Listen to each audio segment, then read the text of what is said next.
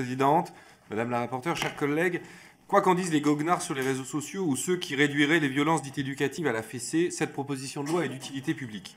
Aussi, bien qu'émanant de la majorité, et comme nous examinons toujours les textes sans sectarisme, nous la soutiendrons.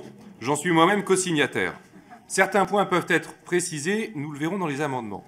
Car des violences faites aux enfants n'ont rien de banal ni d'éducatif. La société condamne toute forme de violence physique, verbale, psychologique.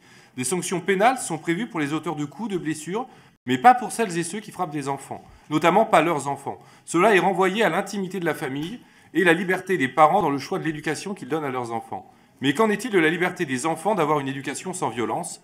Ils n'en ont aucune. La société doit protéger les enfants de la violence comme elle a un devoir de protection envers les plus faibles. Outre un impératif de protection, il y a un impératif de santé publique.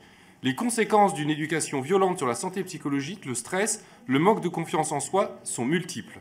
Il ne s'agit pas là, contrairement aux vulgaires caricatures que l'on peut lire ici ou là, de céder à tous les caprices des enfants, de les proclamer enfants rois, auxquels on ne peut jamais rien dire et surtout pas non, mais simplement de dire qu'on peut dire non à un enfant de toute autre manière que par des actes violents.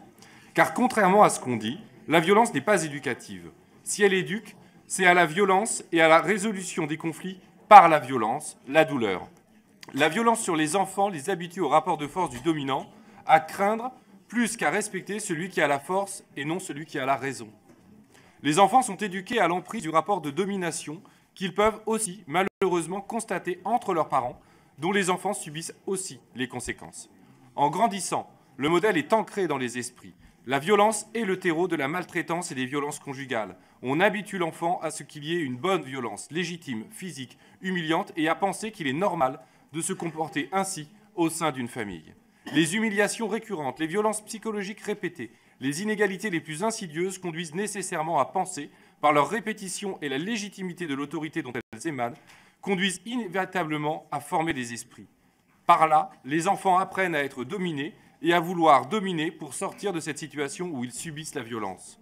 On entre dans un cycle infernal où la violence future répond à la violence présente, où les enfants battus devenus parents sont parfois incapables d'éduquer leurs enfants autrement. Cette violence domine ensuite les rapports sociaux, à l'école, puis plus tard au travail, dans la société, dans le couple et toutes les relations sociales qui sont pourries par l'envie impérieuse de s'imposer pour ne pas subir la violence ou pour d'autres, la peur permanente et l'effacement de soi en ayant été élevés dans la crainte. Seuls les dominants veulent maintenir les rapports de domination.